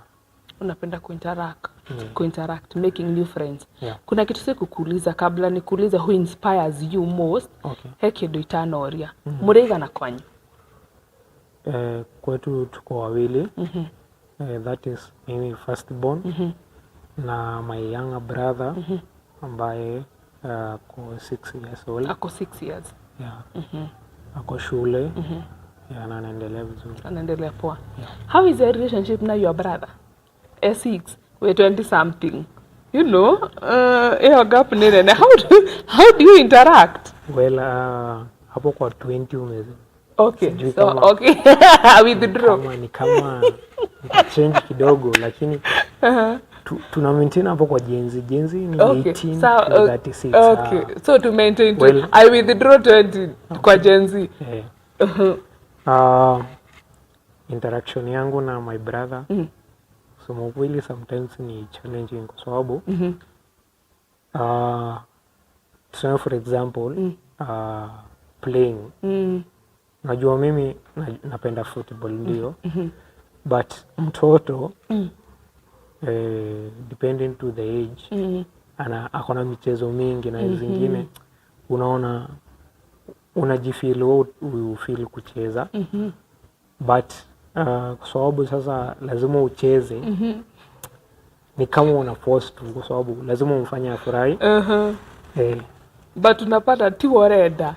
No situation. Lakini situation inanifanya ni nicheze. Todo we miakeno ya kwenda idako. Ndio nimfurahishe kwa sababu pia mimi nilipitia the same place yenye lazima ningecheza hii mchezo wanacheza na ninaijua. So ndio hata ya kuwe better namsaidia. Yeah. Not hide ciothe. Tiati waingira gwako na muthake, you know. Kila ondo na ihinda rĩaguo. Yeah. Who inspires you most? Ama ni nani who inspire ile unasema enyewe this person ananifanya nikuwe better ama nisikie I have to work hard?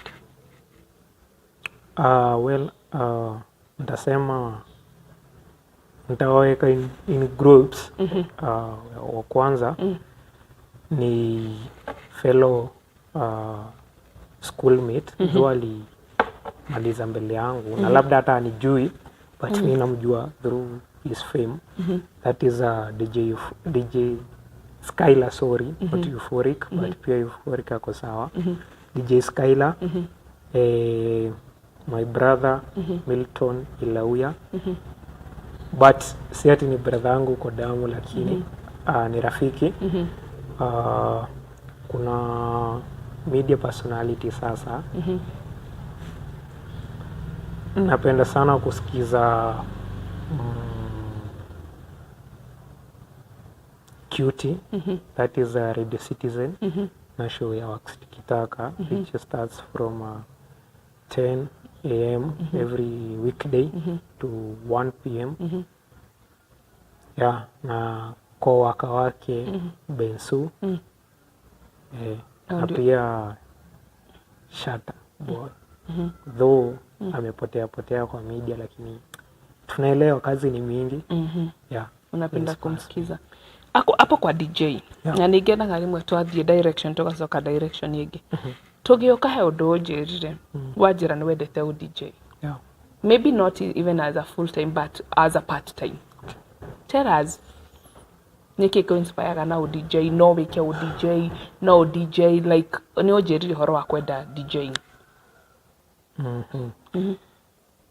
I think ni kusikiza radio sana kwa sababu mostly radio hucheza music compared to TV. Kupata TV ni watching vipindi but radio kuna music. Wakati wa ngoma sana especially from Friday to Sunday napata kuna hiyo time ya kucheza ngoma.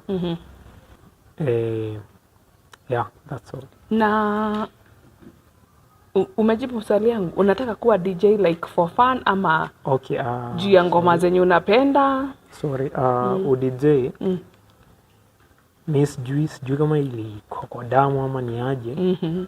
In case niende event nipate iko na DJ, I feels like nitafute huyo msema hali yako. I think ni back in high school kulikuwa na event ya Sunshine lottery. Ilikuwa ina hostiwa I think once per year.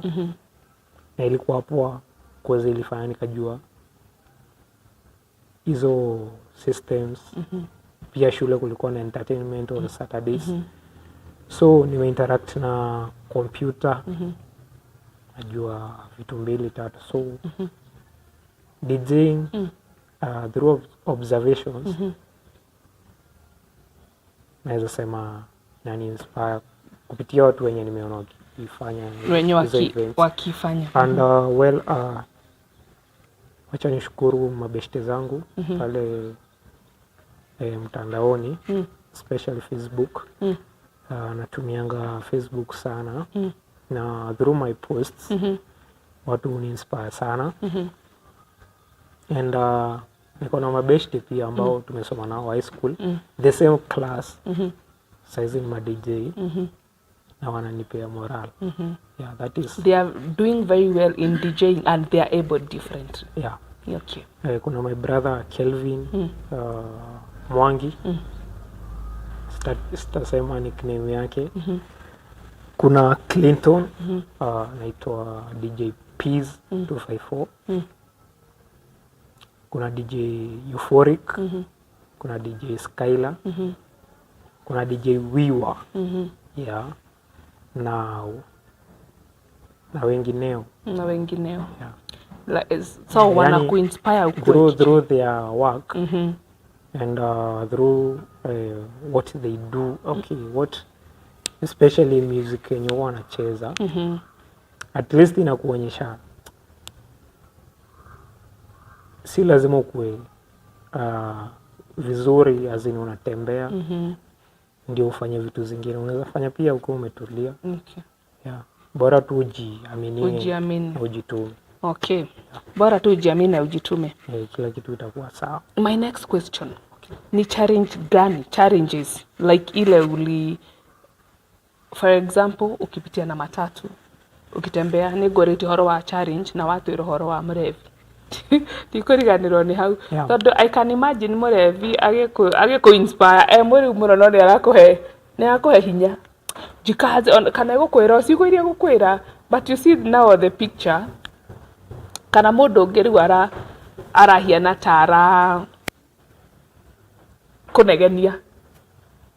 Okay, he challenges especially ina matatu. Ugithie na matatu. Kana ugithie handu. Watwira ni urathia college. Kuo ni kona urathia town. Kuo ni urahuthira kiria urahuthira ngari o muthenya. rũcinĩ na hwainĩ PSV? Okay, hapo nilikuwa naenda kwa challenges. Ya kwanza ni kujikubali. Najua si rahisi ukuwe na difference na mtu mwingine na ukubali yenyewe hii ni condition yangu na nitaendelea hivyo. Yani unachukulia ni kama haitawahi change but wewe unaomba sana hiyo kitu i-change ukae kama fulani lakini utakai kuionyesha into real.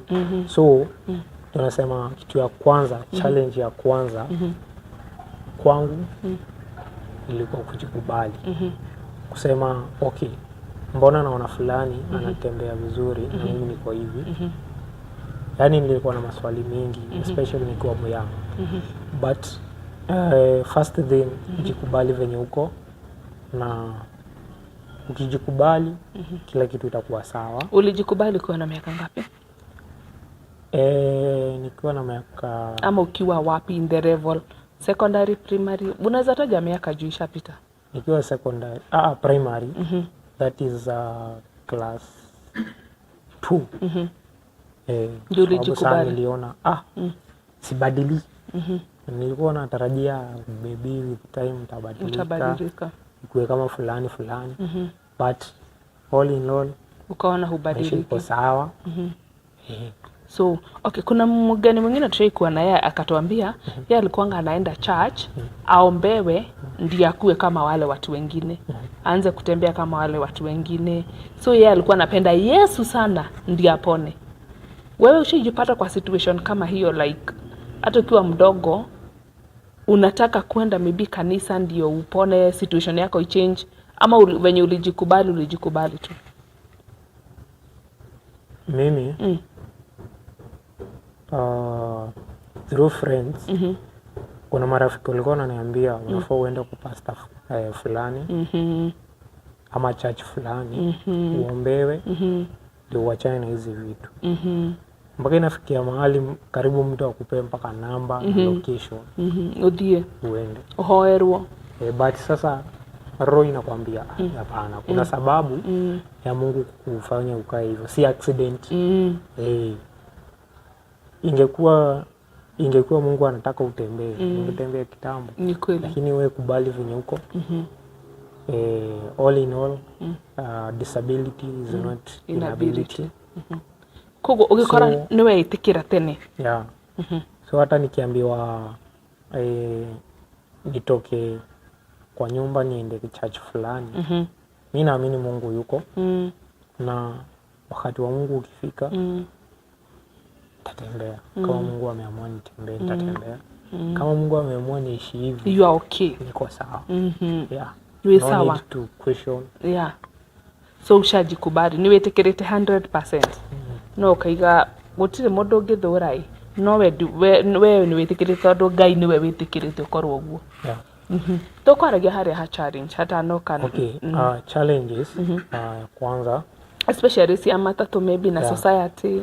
Challenges za society ni saa hii. Okay, mimi nikianza hii mambo ya kwenda shule, nilikuwa like naenda shule, natoka Kasarani naenda town.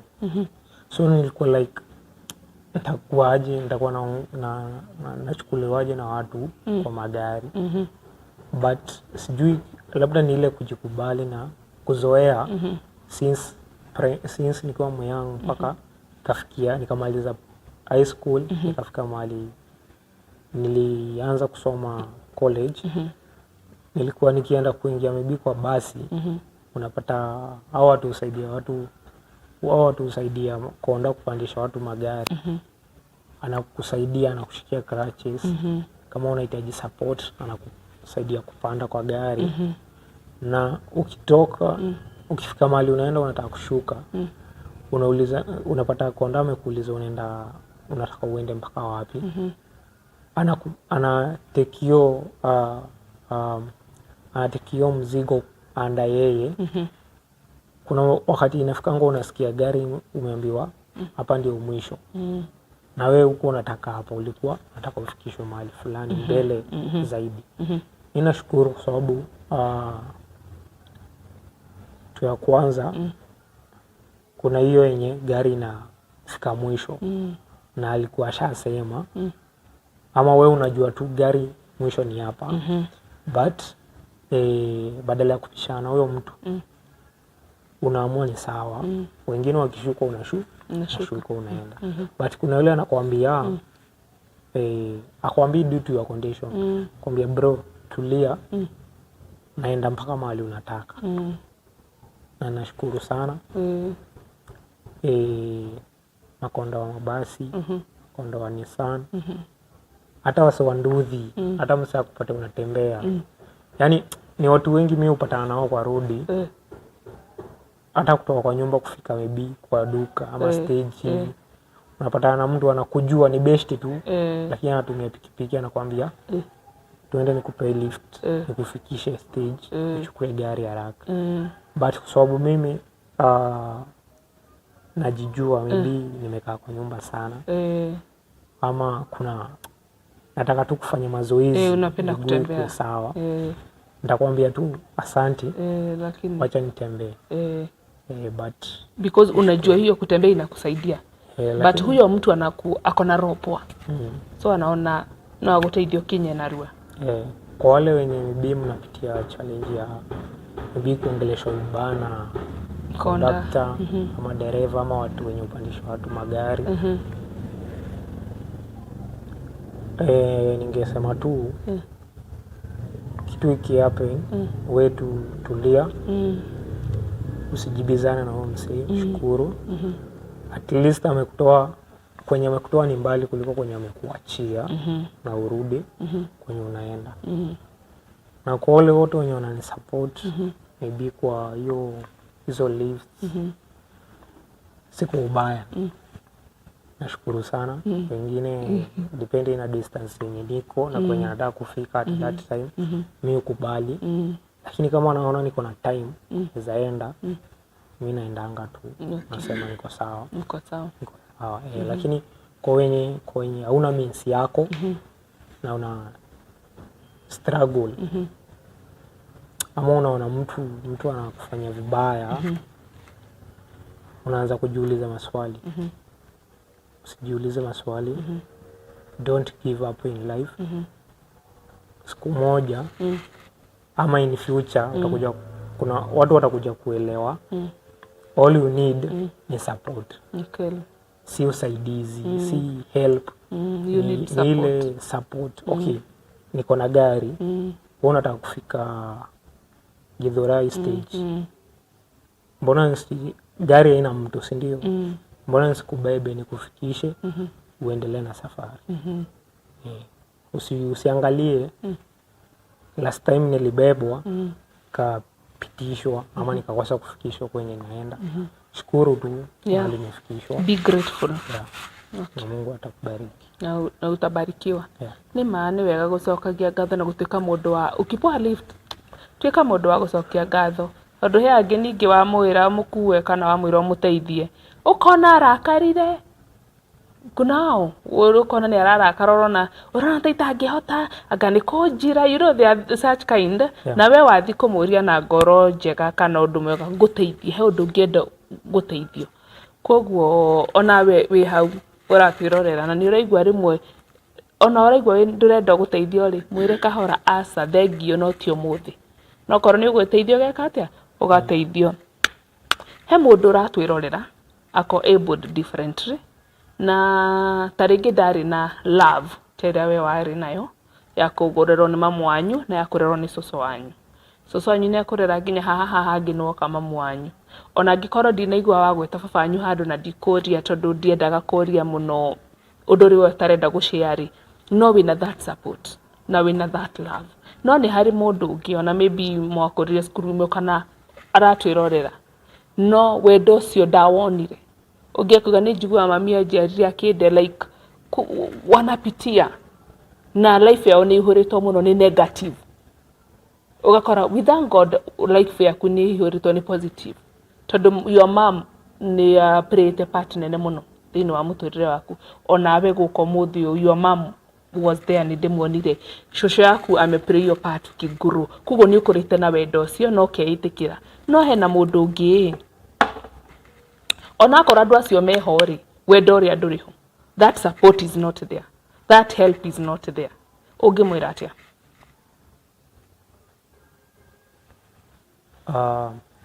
kwa mtu yote anapitia changamoto especially unajua kwa kila mtu the ule upendo unahitaji sana na familia na maybe kuna wenye wako na wazazi but hao wazazi hawaonyeshi upendo mimi ningekuambia tu omba usikufe moyo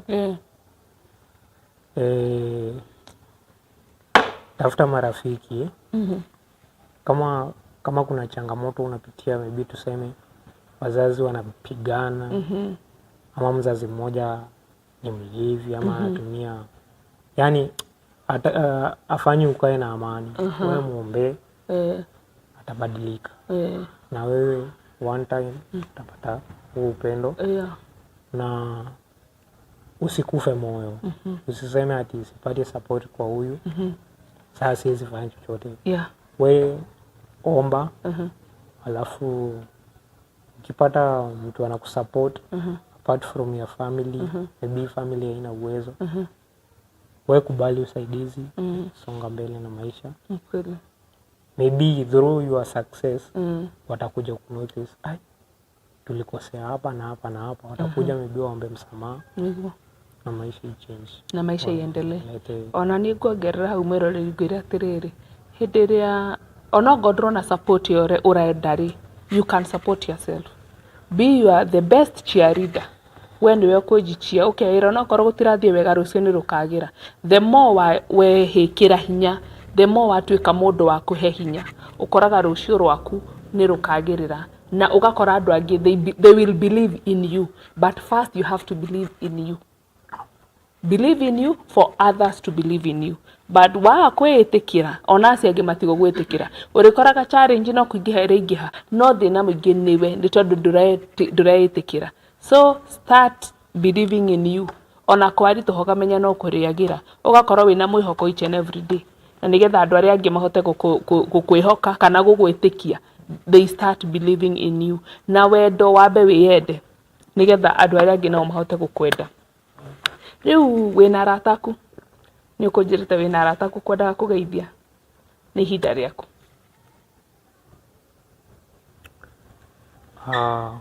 kwanza kabisa namshukuru Mungu kwa siku hii ya leo na nafasi hii ambayo amenipa kuwapa The Pillars Church / TV. Najua ni wengi wanaomba kupata nafasi kama hii lakini hawajapata. Nashukuru. Jambo la pili nawashukuru wazazi wangu ambao wamenilea. That is my mom akiwa Kasarani maternity anaitwa Gertrude Kageni. Shosh ako Ocha pale Ntomo anaitwa Mary Mkwanjiru Njeru. Niko na family members kuna my relatives ni wengi but popote mlipo nashukuru sana for support na pia nawasalimia sana. Kuna mabeshte nitaanza na hao huko Nairobi. Najua tunafaa tuanze nyumbani lakini wacha nimalize na nyumbani. Kwanza kabisa nimshukuru my friend and my neighbor anaitwa Brian Mutugi, team captain wa timu ya pale nyumbani football Kiamago FC. Kuna beshte yangu Deno, najua kwa shule ama kwa holiday. Kuna best yangu Chris. Kuna Ben, kuna kabla hao wengine wakuje Steve, akina Steve, nyinyi wengine wote mnasalimua. Nimekumbuka. Nilisema utatuambia story ya driving na hujanikumbusha. Tugire gutwira horo wa driving na utwire tabia twire horo wa driving. Ndigukorera gutwira we twire horo wa driving. Watwira ni ureka driving. Start there. You should just start there. Vile nilisema fanya driving that is under special category. Naifanya pale Rocky. That is Kasarani opposite Shell petrol station. Naifanyia hapo.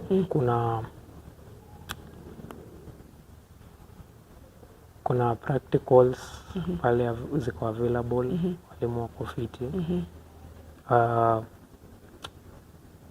So far sijapitia changamoto yoyote. Tuseme labda saa tuseme, lakini saa ni building. Sasa yuko theory. Niko theory. So sijaanza practical. But ni vitu kidogo tunangoja zifanywe alafu ni proceed. Nashukuru support ya walimu pale, my fellow students. Usiwataje sana jina au waticha wa driving staki wataje, hao nitakukataza kuwataja. Lakini heo ndogo ndagukwira nigetha uke driving ya specially kehuthire specially wathire direct Rocky kana na ndukagwete kuria wathite kana he kundu wathite ugikora tutikoragwo na special unit to nginya gwete but ulitry ama ulienda tu kama umeingia? Okay, mimi unajua mtu anafanya kitu inampendeza. Kuna place nilienda kwa barabara, huwa naona hizo gari zao and the advertisements. I went there but unfortunately hawakuwa na classes za special needs. But I would request the government ama the people concerned why look on a special needs category. Since I know kila mtu akona purpose ya kuchagua maybe institution ama place yenye ako sahi, at least anasikia akiwa comfortable.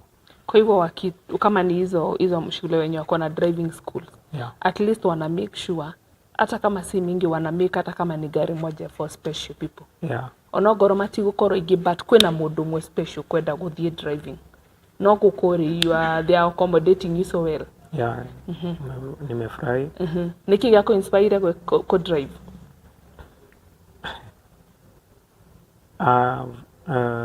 Mimi ni mtu wa social media. Kuna clip niliwatch though ilikuwa some years back.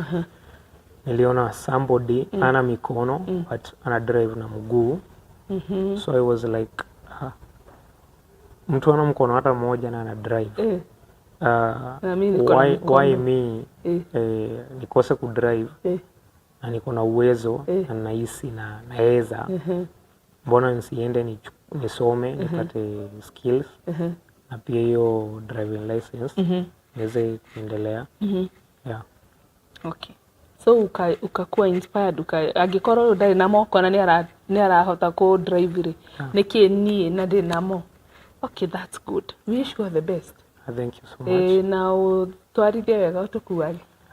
Endi takorana nawe ukanjira ikira haje ni gutware. That is very good. Okay, thank you. He andu ukugeithagia kwendaga urikirerie kugeithania wire miroreri witu bye ni tondu ndiona mathaa maitu ni mathira.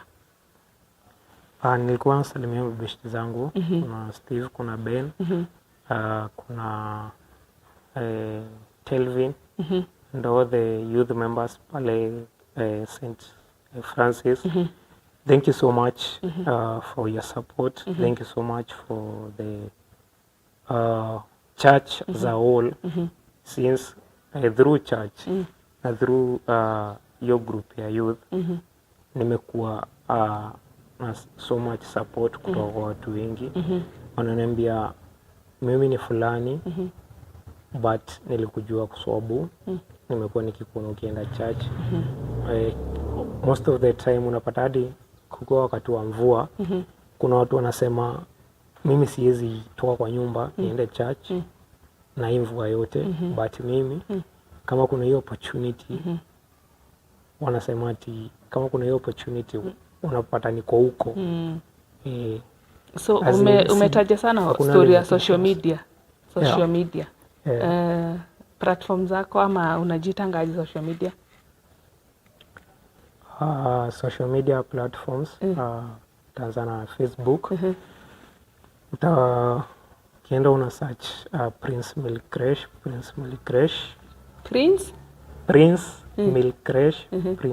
Creche. Hayo majina ni combination ya jina langu Milton Karani.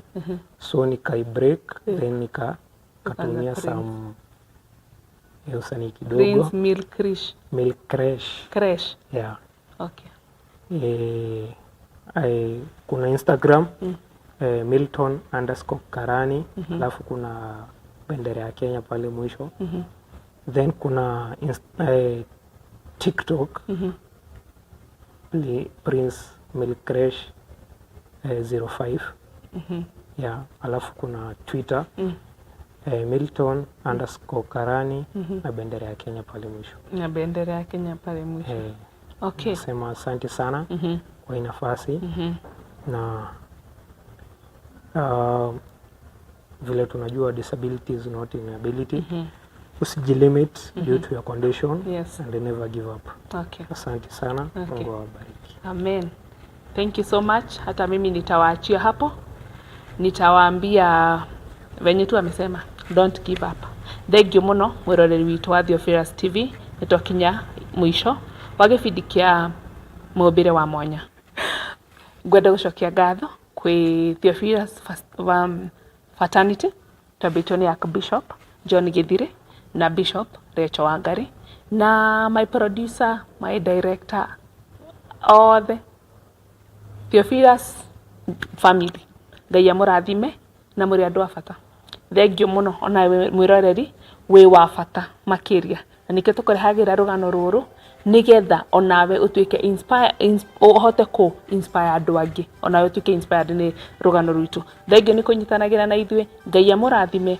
Until next time, we love you. Thank you.